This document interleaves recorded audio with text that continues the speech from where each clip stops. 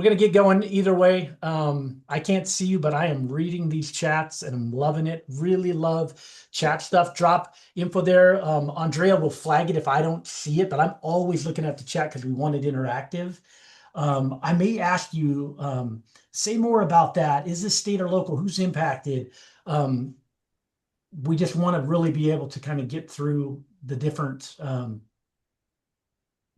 things, but also like learn from you because there's so many people on here. We have 26 people with experience, and you may be like, I've never done a coalition before.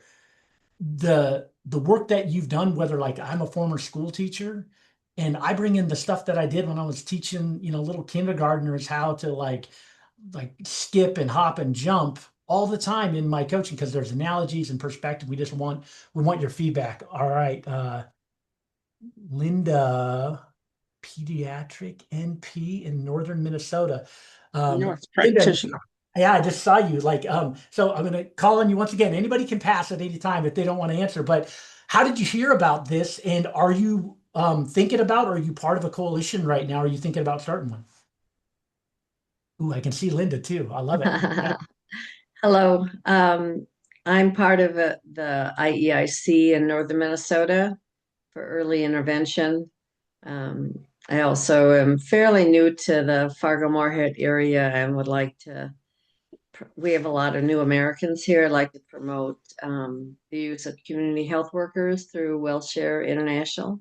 So yeah, several different um, areas of interest. And I need a lot of support and training and coalition building. Oops, I guess I don't need the envelope on Yeah, you're good. Yeah, thank you for coming off mute as well, or off on video and sharing your face with us. This makes me want to jump in with you. My mom is from Appleton, Minnesota, which isn't too far from you, and she's a Waddlevich.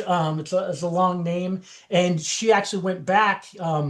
Sadly, she passed 6 months ago, but she went back 10 years ago as an older adult, and she lived in a little apartment by her mom's house to spend time with her mom. And her adjacent partners were a bunch of Micronesians that had been resettled Oh, in the Appleton area. She became very close friends with these Micronesians. And when you said that of some of the community health workers and stuff, it's one of the things my mom just was talking to me about with her neighbors and trying to help them get access to care when she was around. So, oh, fantastic. Good to yeah. hear. Thank you. Thank you. All right, we're going to get started. Today, we're going to cover a lot of content, but our goal is more to introduce you to the concepts and the resources and to get your fingers in it, not to have a comprehensive experience with you today. There's no way to do that in 45, 50 minutes. So we want to let you know what's out there and get a strong feel for things. We're going to poll you in a second here and kind of see if you're brand new to coalitions, if you're experienced, or if you're at the end and you just want more help with maintenance. It's going to be more about coalition building today than maintenance, but we are going to drop some resources for both building a coalition and maintaining them into the chat as we go. But we start everything with, and you'll hear the word Power Prism a bunch. And the Power Prism is really built with 6 power tools. And Andrea, if you want to advance the slides, that'd be great. 6 power tools, keep going. And they're based on these 3 key questions. And so next slide. What do you want? Why do you want it? And who can give it to you? This may seem really simple, but I promise you, I do this all day, every day. I've coached over 100 campaigns now, and I've led over 20, and I've passed public policy, both that I've written and worked directly with legislators with, and that I've kind of co-led coalitions and done all of that work. I promise you that what do you want and being clear on that is not over simple. You need to know what you want. So if Linda's out there and she's wanting to do stuff in northern Minnesota and she wants to get more navigators so that people can get access to healthcare and people to guide them to that, she needs to be really clear, like, what do you want? And then who has the power to give it to you? And that's the coalition in that work. It really matters, that third question. So in state level work, oftentimes stuff like Linda's work, that may be the state legislature has the power to appropriate funds for expanding, access to these navigators that would help people access healthcare or whatever that would look like. I'm just using her as an example right now. Um, so, but okay, the legislature, that's a pretty broad thing. Well, who at the legislature has the power to give you what you want? So, with that policy change or that appropriation you're seeking, some of us aren't going to know the answer to that question. So, I can't remember who said that earlier. Was that Chantel? She's like, "Oh, I'm kind of newer to this." I think you were the one that said that. I'm just here learning about it and doing it. It's okay if you don't have the answer to that question yet of who has the power to give it to you. But as a coalition, this is one of the things that we do. We research that. So we're like, as a coalition, we want transformative public funding for childcare in Minnesota or Nebraska or Alabama or New York or Alaska. I'm from Alaska, so I always reference Alaska. Um, we may know what we want, but we often don't know who has the power to give it to us. And there's this famous Denzel Washington quote that I love to share in this coalition space. Do not confuse movement with progress.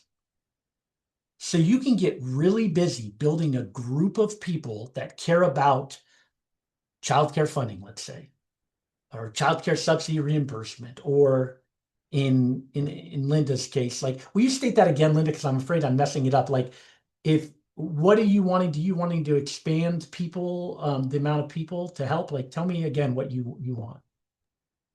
So I'm involved in two areas, the IEIC early intervention, trying to push push it earlier than age 3, which is kind of the model that was adopted by Minnesota, but also New Americans. And there's I'm on the board of Wheelchair International in the Twin Cities, and we'd like to expand the availability of community health workers Okay. into northern Minnesota. We have the setup. It's working very well in Mankato and southern Minnesota and the Twin Cities, but it hasn't gotten north into the more rural areas.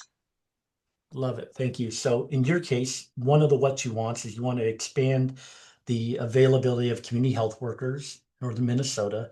And then with early intervention, you want like early intervention to go to ages lower than 3.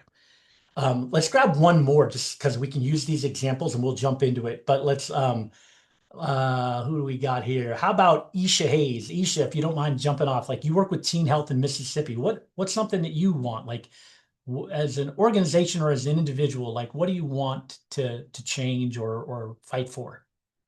It's okay to pass, by the way, if I'm catching you off guard. Oh no, it's fine. I don't mind. I just Okay. hope my background isn't too noisy. But Okay. one of the things, especially like not even just in our organization, but even just on a personal note, we focus on youth and we have a focus on youth policy, policy that affects youth, whether it's a positive or it's something that we're opposing. And one of the things that we found that young people want in their communities is prevention around like gun violence, prevention around social media laws or regulations, and also policy that's helping young people with their mental health. So, we've noticed a lot of skyrocketing young people either committing suicide or having some type of mental challenge, whether that's depression or anxiety. And it's not necessarily getting worse, but it's also not getting better in a way that young people don't feel like they're getting the proper care or the proper engagement they need, whether that's talking to a licensed therapist or even having a mentor or a first aid guidance counselor in a way. So having those resources giving those resources to young people to have at their hands and at their disposable is something that I am currently fighting for. It's something that even the young people that I advise that we're fighting for, and those are some issues that we are addressing and seeking to continue to address. And I will just highlight one more thing. We actually had our young people write 3 bills this year that went into legislation Two of them did die, and one of them was on the breaks of actually getting passed in the Senate, but it actually died on March 3rd. So it was definitely a heartbreak, but to know that those young people just fought so hard with talking to the legislators and really trying to persuade them to pass the bill and really, let them know how important it is for young people. They did their part with that. So, but yeah, those are some things that we are seeking to fight against and fight for. And though that is something that me also still as a young person that I want to address. Oh, thank you so much for sharing and jumping off mute there. When we talk about like coalition building, right? Like this isn't just oftentimes coalitions, it's like a group of people that come together to fight for something like what you all are talking about, what Isha and Linda are talking about. Like, so those are those issues. And like they're in completely different states, completely different environments. But coalition work is about bringing people together. But we can't just collect a bunch of logos of people. Like it's about building power to influence people who can give you what you want. That third question. Go ahead to the next slide, Andrea. And so with that building that power for like we want to be able to answer those three key questions. And then as we build power, we have these Prism tools that help us to influence who can give us what we want.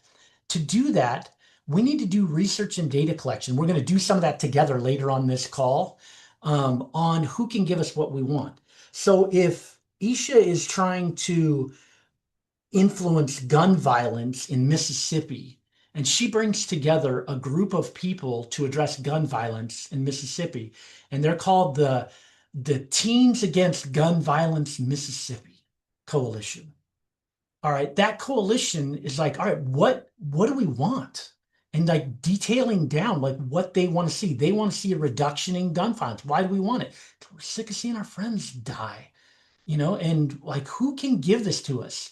And so let's I want to jump to the thing yet, but that's going too fast. This power prism is your coalition doing research and data, knowing what gun violence is happening in Mississippi, knowing who has the power to appropriate funds to address or change policy that would address gun violence, building a coalition and maintaining a coalition of people that can address that issue, getting funds so that you can bring that coalition together. You can break bread, you can build relationships, you can hire lobbyists and consultants and media if you need to move the needle. Bringing in grassroots and grass top leaders like local pastors that have influence, elected officials, powerful, influential celebrities, and like parents that may have been influenced by gun violence that can speak to this, media advocacy, reporters that people listen to that these elected officials care about, and then direct decision maker advocacy, working with as a coalition and as a group to be able to influence. This prism, instead of, remember that Denzel quote, do not confuse movement with progress. When you do these alone, individually, if you just have a good coalition, you guys get together every month and you talk about it, that doesn't influence who can give you what you want. And so we want to be really intentional about what do we want, why do we want it, and who can give it to us. And then we want to map pathways to influencing who can give us what we want. And we want to build the capacity of the people most impacted by the gun violence, if we use Isha's example. And so that's what a coalition is we're trying to make it so the people most impacted are getting closer and have more impacted on the people who can give them what they want. Next slide. To start out, we're going to do a poll here. So we're going to poll where you're at in coalition building and maintenance. And so it's really easy if you're on a device or a computer. The poll is going to come up and you just kind of click and answer the question, hit submit, and you're done. It's a simple poll here. Tell us about your experience in coalition building and maintenance.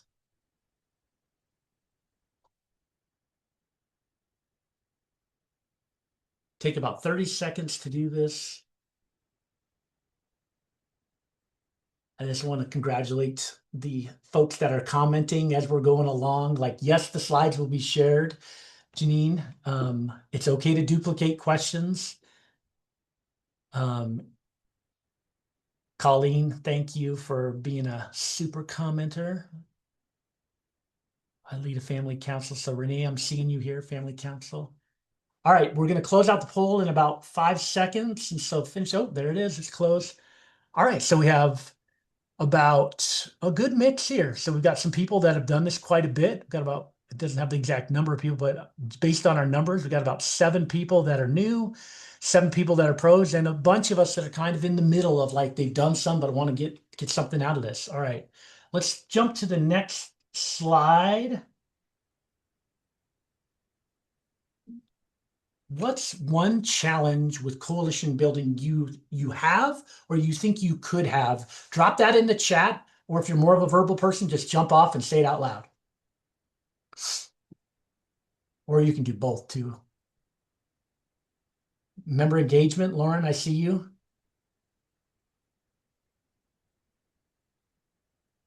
I would have such good nicknames for you, Lauren, if you were one of my friend group. Participate, consistent participation, alignment. Yeah, different political views on my own priorities. So important alignment. All right. Isha, go ahead. Your hand's raised. Yeah, I just wanted to say mine by coming off Yeah. mute. Yeah, Yeah, go I ahead. would agree to something I seen in the chat, which was like consistent participation. I think that's like one of my biggest challenges, even with working with partners, is having that consistent communication because we get so busy and sometimes it's hard to, follow up or keep that conversation going, especially when you're in different areas. But yeah, that's one of my biggest challenges. Yeah, yeah. Yeah, can I ask a question of the group and feel free to jump off? We talked about consistent, but I see alignment in here. Can somebody tell me a little bit more of like, so Andrew and Julie, you both put alignment or aligning of on priorities. So is that what you mean of like, okay, we all care about kids, but we're trying to do, childcare funding. We're trying to do like childcare worker Yeah, reimbursement. Like, is that what you mean? yeah, I would say, I think there's, we can talk about childcare, we can talk about access, we can talk about affordability. There's so many different things and avenues, that we could go down. For us, Wisconsin, up until this last budget, we haven't had anything up above and beyond the federal appropriations, so we're getting a general purpose revenue line item, but the way that looks and how does that play out? And some organizations might be, to your point, like not that any of it's wrong, but like there might be more of a family focused, or we have a multi-sector coalition. I know Dana's on, so Dana, if I'm missing anything, where maybe it's healthcare or they could just have other things. So it's just getting them when we talk about investment in early care and education, we are talking about direct investment into that industry and field. And a lot of times, I just was on a call with one of our business leaders. There's some other pressing things like, can we also talk about housing? So it's just trying to figure out how to navigate that both, and I hope that makes sense, and getting some alignment around it. Yeah, we're going to get into some of both the priorities with the 3 key questions. And like, I'm going to beat those over and over. I do with all my coaching of almost every meeting, going through them again, because it helps with alignment with the simple questions. What do we want? Why do we want, who can give it? Now, the pathway to getting there may be different. Certain conservative states, like even if you want something here, to get a pathway to the influencer that has the decision in a supermajority state, you might have to find pathways to influence and connections and map out people that are at tables that you might not be at, but they care about the same issue. So we'll talk about alignment for sure. Can we go to next slide? And Danny's going to take over and go from there. Yes, yes. One of the things that I did want to mention before I get into my slides is after this presentation, if any organization or person want one-on-one coaching, we also offer that as well. So that when I can't remember who was just talking from, excuse me, from Wisconsin, and then I see people say, like Beth Messersmith, people pulled into too many directions, not enough capacity.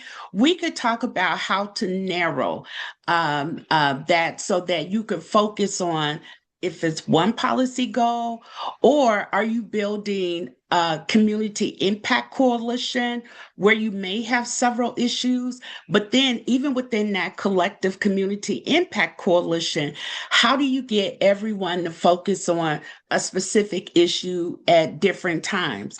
Or how do you use the capacity that you do have to cover a number of issues? And I can tell you, I've been a part of several different coalitions, and they all look very differently, right? So I was part of a coalition that had a single issue, part of a community collective impact coalition that had 50 or more issues.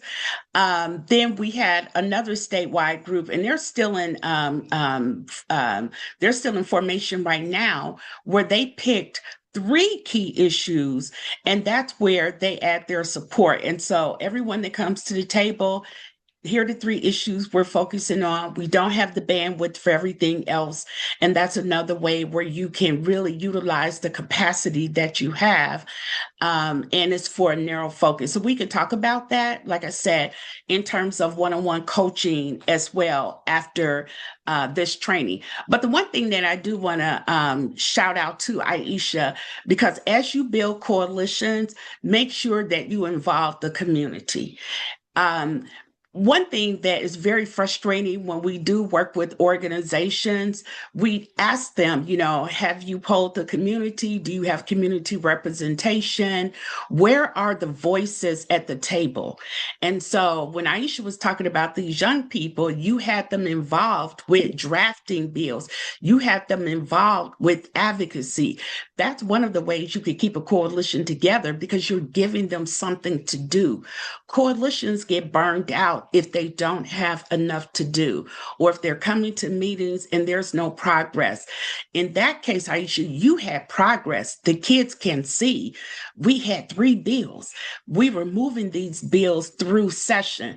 And so it's vitally important to give coalition members something to do. So we'll talk about that in the future. So yes, you need community involvement. You got to have them at the decision maker table. Do not invite community in and you're just saying decisions have already been made. We want you to accept it. No, they need to be involved, because they need to understand how the policy will impact them. Or you need to understand as a coalition how this policy will impact that community. So it's vitally important to invite those voices into the table. Next slide, Andrea. So again, when you're doing training, when you're doing research and coalition building, it's very important to collect the data behind the policy that you're working on. You can't move forward unless you have that, because the one thing lawmakers they're going to want to know, what is the impact? What is the impact to the state? What is the impact to the state budget? That is vitally important. And so that's why you need to really make sure that you research and do data collection for your coalition. You also want to do like community informed research. You want to determine, again, how the community has been included at this point. They need to be included. You need to know the priorities of the community. That could be your city government, that could be state, that could be federal, that could be your school board. This also applies to, a number of people live in communities with, what do you call that when you live in a housing community and they have, I don't live in one, so I always have to think about a development. What are those called when you live in a development housing community? A HOA, right? This also applies to policies of HOAs. How does this impact the homeowners in that community? So always think about that. You also want to understand the history of the community. It drives me crazy when people go in and talk to lawmakers about issues and they don't take community members with them. They take the experts, or they take, the business leader, but you didn't take Mrs. Smith, who's been in the community forever, and she could tell the history of the community because she's been there. She's seen the changes. And so therefore, think about also understanding the history of that community as well. Next slide, Andrea. So here are some of the places where you could get good information from, your local health departments, community coalitions, walk your community, do data walks. Talk with your health and faith ministries in that community. And this is where you can start to build your coalition as well. You want to talk to people on the street. Aisha had teens. They could talk about their stories about, gun violence in their community. They could talk about the fear, the friends that they've lost. And so, again, this is the sort of data that you need as you're building your coalition. Next slide. The other thing is you want to give people, a sense of place. You want to invite them in. They want to make sure that if they're coming into the coalition, that they are being heard, that they're being understood, that they're going to be utilized. The one way you could really lose trust is that you bring people in, you use them for a story, and then you don't have anything else to do with them, and you will lose trust with people. So when you bring people into the coalition, again, this goes back to you want to make sure that you're giving people a sense of place. You want them to feel like that they're a valued member of the coalition and you're not just using them for, bodies. I tell organizations all the time as they're, as they were doing fundraising, you'll get a $300,000 grant, right? And then one of the things that you want to do is a day at the State House. And so you want to make sure that you get people from the community there. So then they give some organization in the community $15,000. Out of $300,000, you give this organization $15,000, but you want them to bring in 500 people from the community at the last minute. So you have not really built them into your coalition, into your funding. You're just giving them this money and expecting them to, deliver on a huge promise. So again, that's why you have to make sure that everyone is there from the beginning, build them into the coalition, give them a sense of place. And again, going over the strengths of the community. What assets do you have in the community? As you're talking about policy, are there hospitals there, churches, schools, neighborhoods, neighborhood organizations? Are there business leaders in that community? This is how you look at the strength of the community and you look at the assets of that community. And again, do you have Mrs. Smith? Mrs. Smith had 15 girlfriends. That's a strength. How do we leverage Mrs. Smith to bring in her 15 girlfriends for this coalition or for this grassroots effort? And again, this is how you start to look at, what strengths do we have here? Who's at the table and who are we missing? And that's why it's vitally important, again, to do your data, your research and your data collection in the beginning.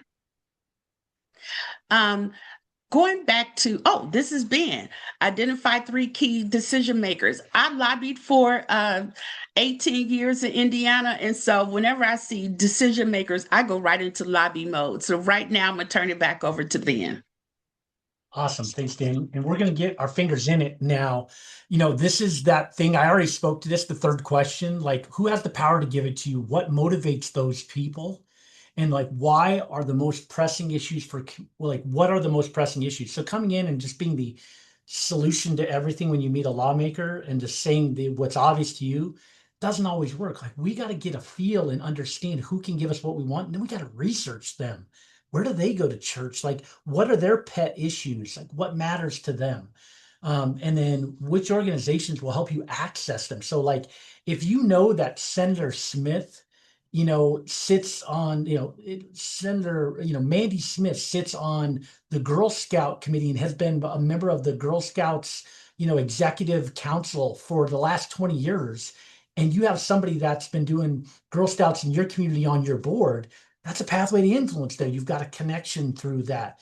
If you know that one of your local businesses is one of the funders of the campaign for Senator Smith, then you might want to reach out to one of those local, see what pathways, are your kids on the same soccer teams, or do some of that pathways to influence work? Next slide.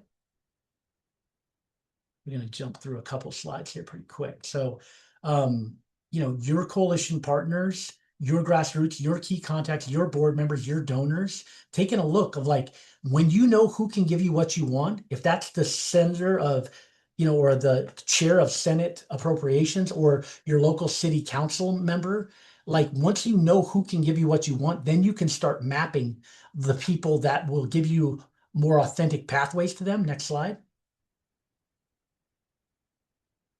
Sometimes it's really important you understand your opposition too.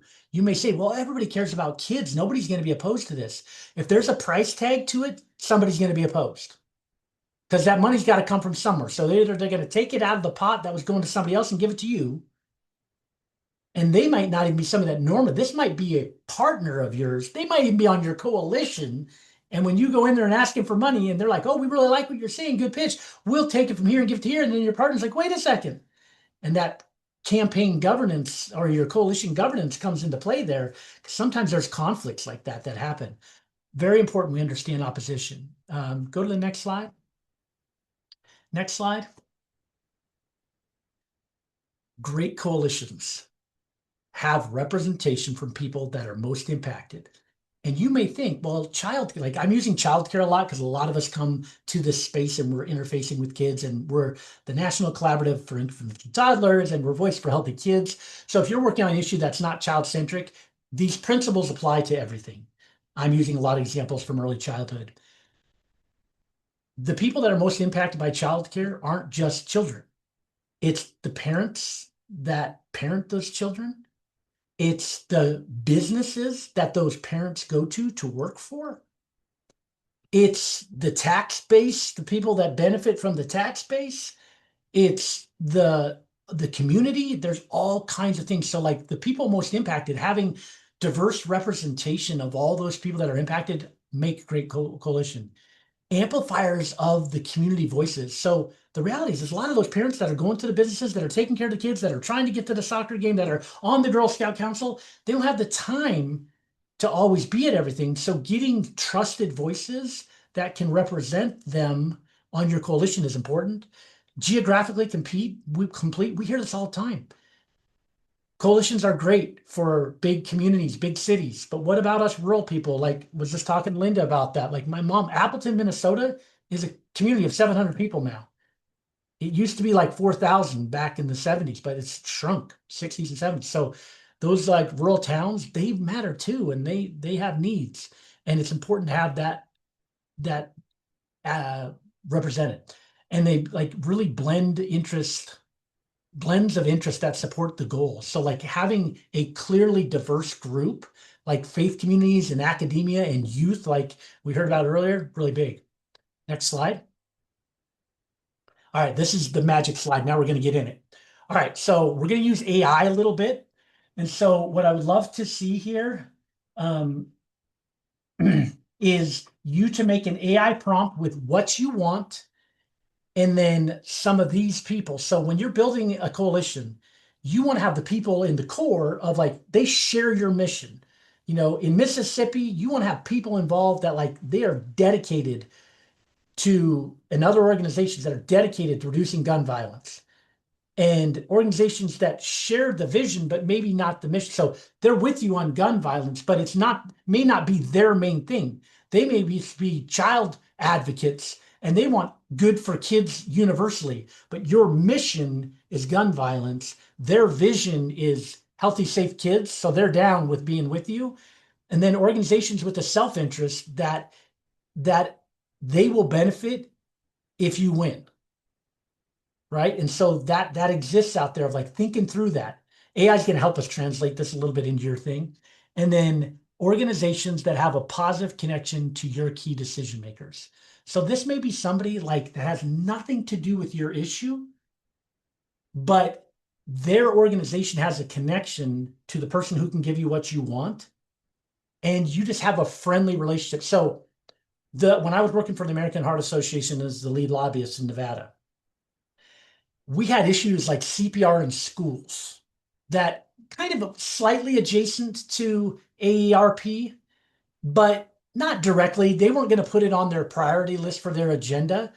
But when I needed a vote and I knew Barry and I'd helped him on his bill, Barry was willing to like knock on this door for me. He was the lobbyist for AARP and say, hey, this isn't our thing, but AHA does great stuff here. This doesn't hurt us. We're in support of it, but it's not our main thing.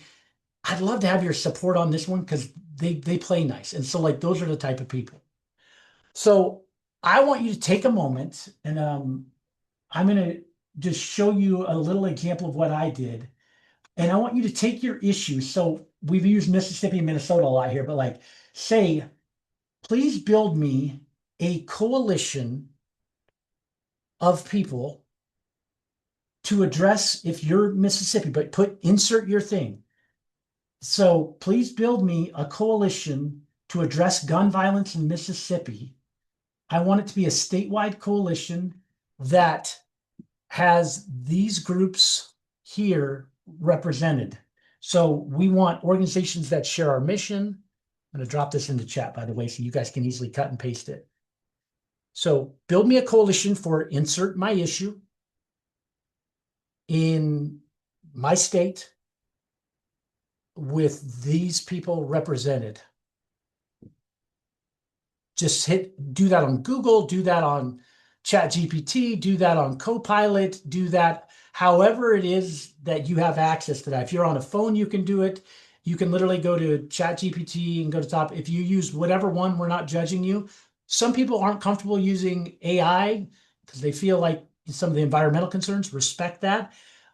You can type that same prompt just into the Google screen and it'll give you some answers as well.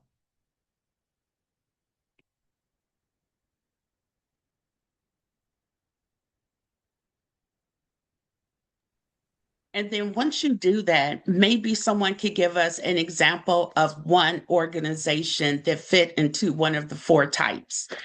If you wouldn't mind sharing, like, what did you discover as you are asking for help with building a coalition? What did you discover through Google, Chat GPT, or any other AI about your future coalition?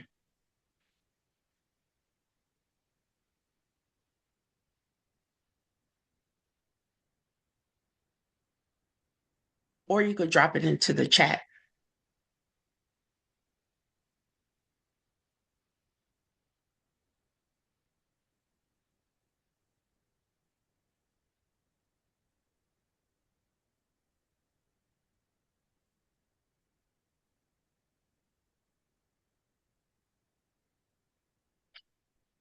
Yeah, please do. Once you get some answers, drop in what you find or what stands out to you. Your answer will be way longer than the chat will probably let you. So you might just want to put like one thing that stood out to you. Local domestic violence orgs for a paid leave coalition. Yes, yes, yes. And Indiana has a great example of that.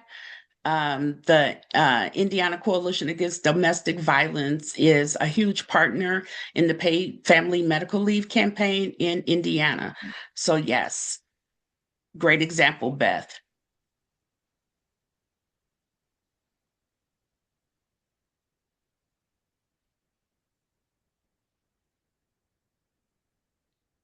Anyone else want to share what they found? Okay, so help me design. Oh, this is you, Ben. Okay, I thought that was someone else. No, you can move on. I'm just giving a prompt sample in the thing because I think a lot of times people are like, well, I'm not quite sure how to do what you're saying. So like this is extensive that I put in here, but like help me design a coalition around the following. You just insert the top stuff and then start with the three key questions. And like, so if you put in your issue, this is kind of just gives you a bunch. I went way overboard with it, but I wanted to put it in there so people that are like, I'm not sure, quite sure how to do that, that you had that there. I guess I will close some of this because I know we're coming up close to our time. We have one. A winning Okay, go. coalition in Wisconsin needs all five: moral clarity, economic urgency, political access, community legitimacy, and operational credibility. I mean, that is a winning combination when you're building a coalition. And if you look at that, it almost represents the power prism that we talked about, right? And so this is fantastic. Thank you, Dana, for sharing that information. Ben, you want to close out the discussion? Yes, yeah. So as you go and you're engaging, the clarity of and I'm saying prompts because we're doing an AI activity, but the clarity of knowing what you want is the starting point. And then obviously, the location you're working with, and then asking, like, who can give me this? AI is not going to have a perfect answer to that, but it can give you an idea. And then who can give it to me? And then as I build my coalition of inner circle, invested friends, self-interested allies, decision makers, like, then that's my coalition, and then the decision maker, and then who can influence Senator Smith? Ask that question, not just of AI, but of your coalition. Once you get them together, we want to pass transformative funding or childcare funding for childcare workers, free childcare for childcare workers, whatever it is. Ask that question of your group and then start working toward that. Danny's going to shift to some of like the assets roles and like some of why coalitions fail. Any questions before we jump to that? We're moving so quick, and I've always wished these are an hour and a half instead of an hour because it's so hard to get through it. Please include your example with the slides. Yes, I will. So Yeah. Andrea, remind me of that when we send out our follow-up here to include my sample prompt so that they can use that as well. I know I'll do that. Exactly. Oh, wonderful. Andrea, if you could jump to slide 23.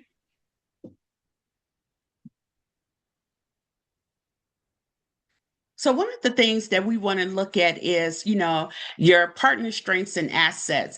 Kind of like, what is your superpowers from a coalition standpoint, from an organizational standpoint? Okay, next slide. So here, everyone has superpowers they could bring to a coalition. People often think for some reason that the lobbyists at the table or the government relations people at the table have the most superpowers because they're talking to lawmakers. And for some reason, people find that so fascinating. And they think that they have all of the power in the coalition, and they don't. There are superpowers that other organizations can bring to the coalition, bring their strengths. Research and data collection. When you have people at the table, it could be a university, right? It could be another research facility that can look at, your key decision maker research. They could do opposition research for you. They may not be able to lobby as an organization, but here's the superpowers that they're bringing to the coalition. When you look at the fundraising and development, there may be organizations at the table, again, they don't do advocacy, but they have great skills at doing fundraising, and they can bring that into the coalition. They can help raise the funds. They can look at your fundraising plan and said, you left this out. Did you consider this? You did not do enough to engage your board or your volunteers asking for money. Have you considered this type of event? Here's a grant that you may consider going after. So that's the superpower that particular organization can bring to the coalition. And again, this is how you build a well-rounded coalition. Next slide. You have some organizations that have great grassroots and key contacts that can really get down into the community and bring the people. They could bring the power behind an issue. One thing that AARP, like Ben was talking about, do really well, not only do they support a number of policies and issues, but they can bring the power. They will bring the grassroots in the community. They have people that they can call at a minute's notice for town hall meetings, for meetings at the State House. The American Heart Association is great at doing that as well. We have Heart Powered, and so we can activate our grassroots network. These are some of the superpowers, again, that organizations bring to the table. Media advocacy, there are some organizations that stay in the media, right? They're able to get their story placed. They have great relationships with reporters. And so that's valuable when you bring those superpowers into the whole coalition. And again, decision maker advocacy. Not every organization, again, at the table, they have a lobbyist, or they have a GRD, or a government relations director, or maybe they're a 501c4 organization. That is something that they bring to the table. But if you don't have these other components in place, it's not going to make the people at the State House successful. So case in point, our Tobacco-Free Indiana Coalition that we formed, we had 3 issues. Increase the tobacco tax, strengthen the statewide smoke-free law, and fund the Tobacco Prevention Cessation Program. And so we had representation not only from the statewide organizations that care about the issues, but we also had national organizations at the table. And we had local coalitions in about 53 counties in Indiana. So when we activated the whole Tobacco-Free Indiana network, I could tell when it was working when I was at the State House. And if I talked to a lawmaker, especially the chair of appropriations in the Senate, because we always came up against, we could not get that tax through the Senate. And when I would talk to the chair of the Appropriations Committee, he would say, yes, I talked to Latoya. Latoya Green came to the town hall meeting and she brought 5 people with her. And this is what I told Latoya. That's when I knew we were operating as a coalition, because he was able to identify the person from his district, okay, that came to talk to him about the tobacco tax. And it made my job easier, although it was tough with him, because I was following up with him, well, what information can we provide? I'm trying to seal the deal, close the argument, but it started back in his district. And that's when I knew our coalition was operating at capacity, because we had lawmakers that can identify their constituents, and they told me that they did meet with them. So that's why that grassroots advocacy key contacts was just as important as the work that I was doing at the State House. And so therefore, you have to look at the assets of your coalition.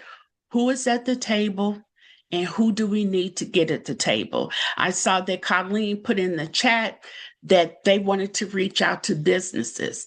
They're recognizing, in order to be successful with their campaign, they need the businesses to step up to say that they support this policy.